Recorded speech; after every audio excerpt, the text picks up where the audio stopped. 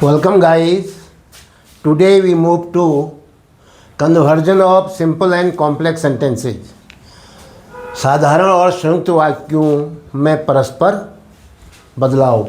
बदलना। Simple sentence को complex sentence में बदलने के लिए हमें सिंपल सेंटेंस के दो पार्ट करने पड़ते हैं, जिसमें एक मेन क्लॉज आती है और दूसरी सबऑर्डिनेट क्लॉज आती है या दूसरी डिपेंडेंट क्लॉज आती है। डिपेंडेंट क्लॉज तीन प्रकार से काम करती है: नाउन क्लॉज, एडजेक्टिव क्लॉज और adverb clause. Noun clause, adjective clause और adverb clause by using adjective clause. आज हम पढ़ेंगे convert the following simple sentences into complex sentence by using adjective clause. आज हमने क्या करना है, जो सेंटेंस दे रखे हैं हमें, जो सिंपल सेंटेंस दे रखे हैं, इनको हमें कॉम्प्लेक्स सेंटेंस में ट्रांसफॉर्म करना है। अर्थ नहीं बदलेगा, लेकिन सेंटेंस क्या हो जाएगा, कॉम्प्लेक्स। क्या होता है कॉम्प्लेक्स में? एक तो मेन क्लॉज होती है और दूसरी उसके साथ आज हम क्या लाएंगे, एडजेक्टिव क्लॉज, अर्थात वो एडजेक्टिव का काम करेगी। एडजेक्टिव क्या होता है? एडजेक्टिव नाउन और प्रोनाउन को डिफाइन करता है। इसके पीछे क्या शब्द आता है? हु, वेयर, विच। तो ये शब्द आते हैं जो नाउन और प्रोनाउन को डिफाइन करते हैं। Sentence number 1, we should not hate the poor. तो क्या हो जाएगा? We should not hate the poor. We should not hate who are poor. ये भी गलत हो गया। We should not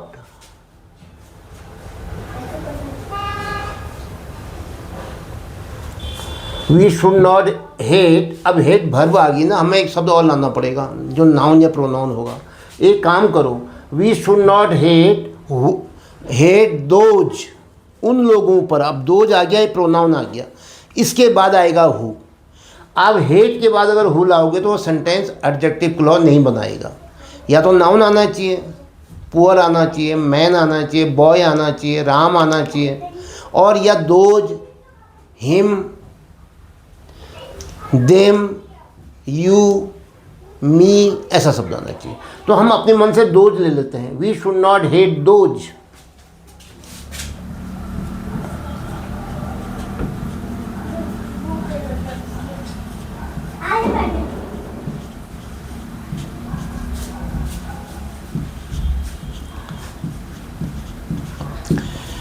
we should not hate those.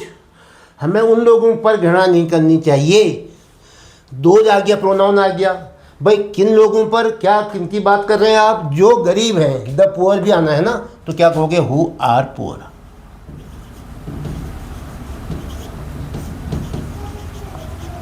तो जो हु आर पुअर है, ये जो टुकड़ा है, ये जो क्लॉज है, ये क्या होगी? Adjective clause. किसको डिफाइन कर रही है? दोज, उन लोगों को डिफाइन कर रही है, उनकी बात कर रही है। किनसे घृणा नहीं करनी चाहिए? उनसे घृणा नहीं करनी चाहिए। अब यहाँ बता रहा है जो गरीब है, who are poor. Next, we should not hate the poor. क्या था? Assertive sentence. इसमें क्या आया है? केवल एक नाउन और एक वर्ब। यहाँ क्या है? ये मेन क्लॉज है। We should not hate those. इसमें क्या होगा? एक सब्जेक्ट, एक वर्ब। और यहाँ क्या होगा? हु आर पुअर में भी एक सब्जेक्ट, एक वर्ब, दो क्लॉज है। दोनों मिलके क्या बना रही है? Complex sentence. Number 2, I bought my friends car. देखो, मैंने अपने दोस्त की कार खरीदी। अब इसके दो टुकड़े करूँ, एक मेन क्लॉज और एक adjective clause. I bought a car.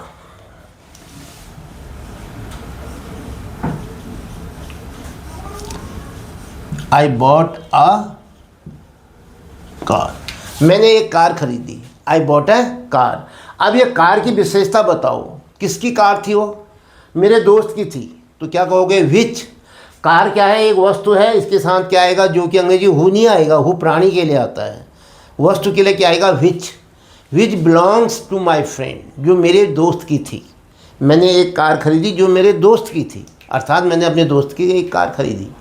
वहाँ तो सिंपल था, एक ही सेंटेंस, एक ही सब्जेक्ट, एक ही वर्ब आना था। अब यहाँ तो दो आनी है, तो आई बॉट ए कार, मैंने एक टुकड़ा अलग कर लिया।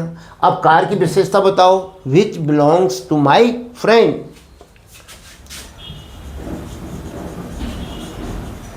विच belongs to my friend.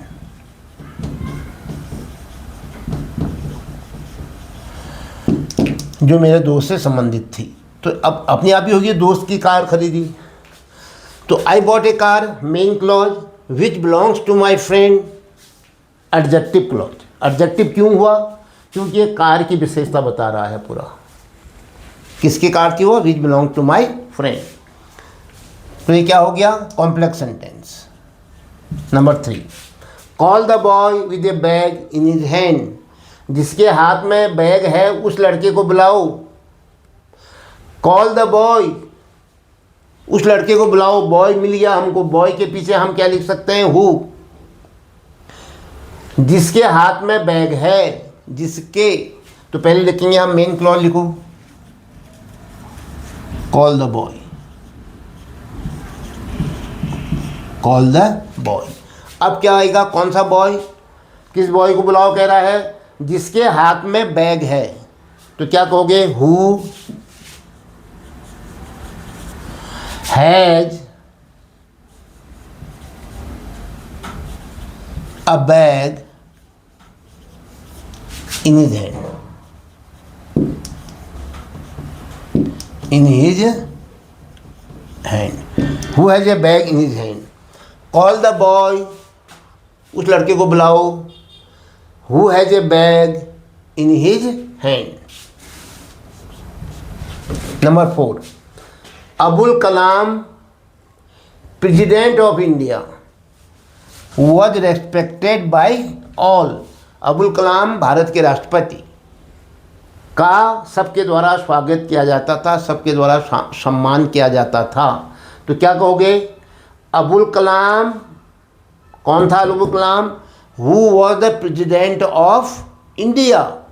Abul Kalam के बाद हम क्या कर सकते हैं? अबुल कलाम की विशेषता बताओ। अबुल कलाम कौन थे?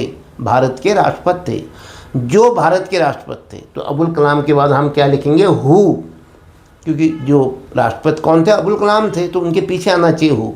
तो who was the president of India. एक शब्द हमको, एक क्लॉज हमको मिल गई, सबऑर्डिनेट एडजेक्टिव क्लॉज मिल गई। अब अबुल कलाम जो सब्जेक्ट है उसका बाकी हिस्सा अब लिख सकते हो। Verb was respected by all, was respected by all, इसको बाद में लिख लो। लेकिन हम जब कहेंगे मेन क्लॉज क्या है, आप कहोगे Abul Kalam was respected by all, ये है मेन क्लॉज। और ये जो एडजेक्टिव क्लॉज क्या बनाई आपने? अबुल कलाम के बाद किसको लिखा था?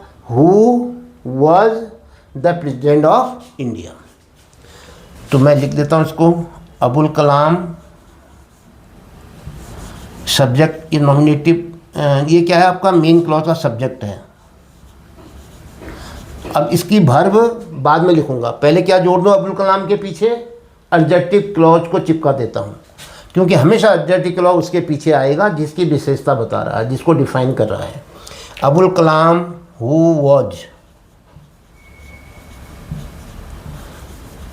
The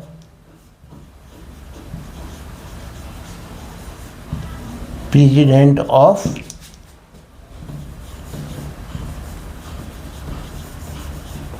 India. क्लियर हो गया? अब इसका हिस्सा बाकी, अब लिख लो was respected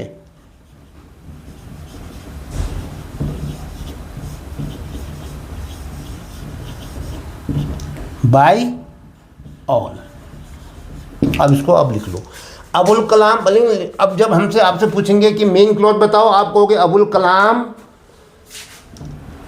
was respected by all, main clause. और एडजेक्टिव क्लॉज बताओ, who was the president of India. दोनों मिलाकर के हमने लिखने का तरीका क्या है? हु किसके पीछे आएगा? एडजेक्टिव क्लॉज किसके पीछे आएगी? जिसको डिफाइन कर रही है। किसकी बात कर रही है? अबुल कलाम की। तो ये दोनों मिलाकर के हमारा एक सेंटेंस बना, जिसको हम कॉम्प्लेक्स सेंटेंस कहेंगे। Number 5, no one can tell the reason of his failure, उसके फेल होने का कारण कोई नहीं बता सकता। No one can tell the reason, अगर मैं नो वन कैन टेल के पीछे लिख देता हूँ तो ये एडवर्ब क्लॉज बन जाएगा, ये ध्यान रखना है आपको, क्योंकि टेल जो है वर्ब है, तो इसका मतलब वर्ब को डिफाइन कर रहा है वो। अगर वर्ब को डिफाइन करेगा तो एडवर्ब क्लॉज बनेगा, नाउन और प्रोनाउन को डिफाइन करेगा तो एडजेक्टिव क्लॉज बनेगा। तो इसलिए मैं क्या लाऊंगा, no one can tell the reason, reason जो है नाउन है, ठीक है, तो इसको डिफाइन करेगा तो एडजेक्टिव क्लॉज बनेगा। No one can tell the reason, लो, no one can tell the reason, ये क्या हो गया, मेन क्लॉज। और फिर फेलियर, उसकी असफलता का हम क्या कहेंगे, वह फेल क्यों हुआ, कोई नहीं जानता कारण, तो क्या कहोगे, why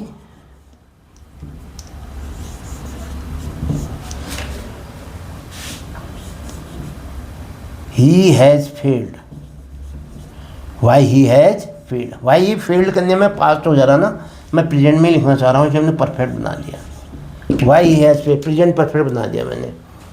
no one can tell the reason, कोई भी कारण नहीं बता सकता वह क्यों फेल हुआ। रीजन नाउन है, उसके पीछे वाई आया है तो क्या आ जाएगा, adjective clause.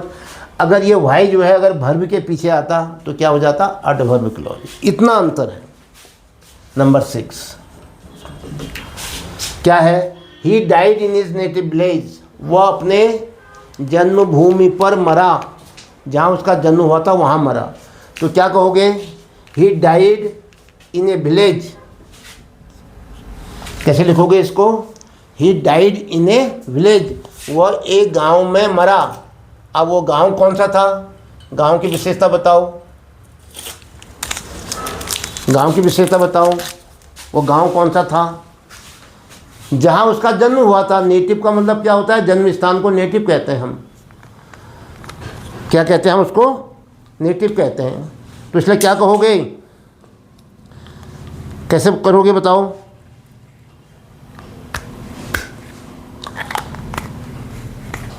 He died in his native village को पहले, अब ये तो एक ही वर्ब है, एक ही सब्जेक्ट है, तो सिंपल सेंटेंस है। अब हमको क्या करना है, हमको क्या करना है इसको, अरे कॉम्प्लेक्स सेंटेंस बनाना है। क्या हुआ कॉम्प्लेक्स सेंटेंस, कॉम्प्लेक्स सेंटेंस का मतलब हुआ एक तो होगा मेन क्लॉज और दूसरी क्या होगी, एडजेक्टिव क्लॉज का प्रयोग करना है आज। तो क्या कहोगे, ही died in a village, he died in a village. अब विलेज क्या है, नाउन है, इसकी विशेषता बताओ, कौन सा विलेज था वो, जहां उसका जन्म हुआ था। वह नेटिव से बनाओ ना, नेटिव शब्द नहीं आया ना, नेटिव, ये नेटिव के लिए एक सेंटेंस पूरा बनाओ। Where he was born, he died in a village, वह उस गांव में मरा जहां उसका जन्म हुआ था, तभी तो वो नेटिव विलेज कहलाएगा। He died in a village, where आएगा इसके पीछे, वेयर ही वॉज बॉर्न, जहाँ उसका जन्म हुआ था। He died in a village, main clause, where he was born, where शब्द किसके पीछे आया है, नाउन के पीछे, तो क्या कहलाएगा, एडजेक्टिव क्लॉज, क्योंकि ये नाउन की क्या कर रहा है, नाउन को डिफाइन कर रहा है। Next 7, good boys obey their parents, अच्छे लड़के अपने माता पिता का आज्ञा पालन करते हैं। तो क्या कहोगे, good boys obey their parents,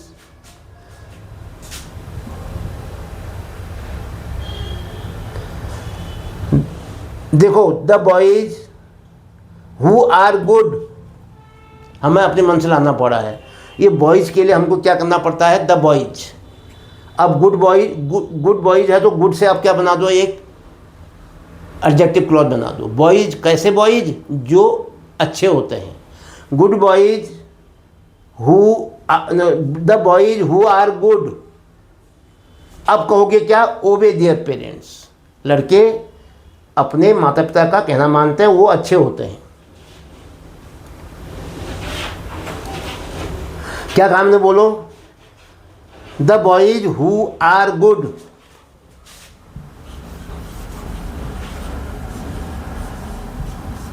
the boys who are good, ले लो। हु आर गुड क्या हो गया, ये एडजेक्टिव क्लॉज हो गया, इतना ही टुकड़ा। The boys who are good, अब द बॉयज क्या हुआ, मेन क्लॉज का सब्जेक्ट। अब इसकी वर्ब क्या आएगी, रेस्पेक्ट देयर पेरेंट्स।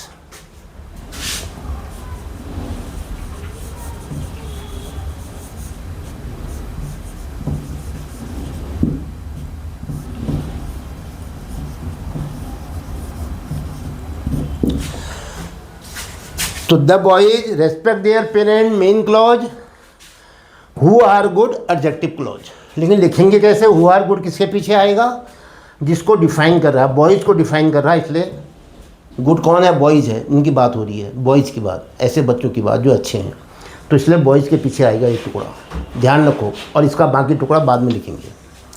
तो ये मेन क्लॉज और एडजेक्टिव क्लॉज बना करके क्या बना, कॉम्प्लेक्स सेंटेंस। सो हाँ, he is a man of noble deeds, ये एक महान आदर्श का व्यक्ति है, महान आदर्शों का व्यक्ति है, वो महान आदर्शों का, he is a man of noble deeds. क्या कहोगे, दो टुकड़े बनाओ, एक मेन क्लॉज और एक एडजेक्टिव क्लॉज। एडजेक्टिव क्लॉज किसके पीछे आएगी, नाउन या प्रोनाउन के पीछे।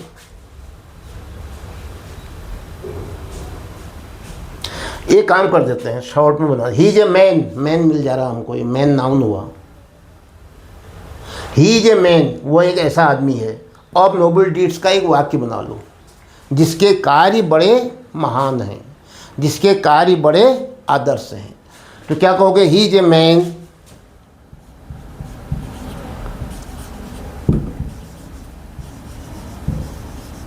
अब यहां पर लिख देंगे जिसके हु,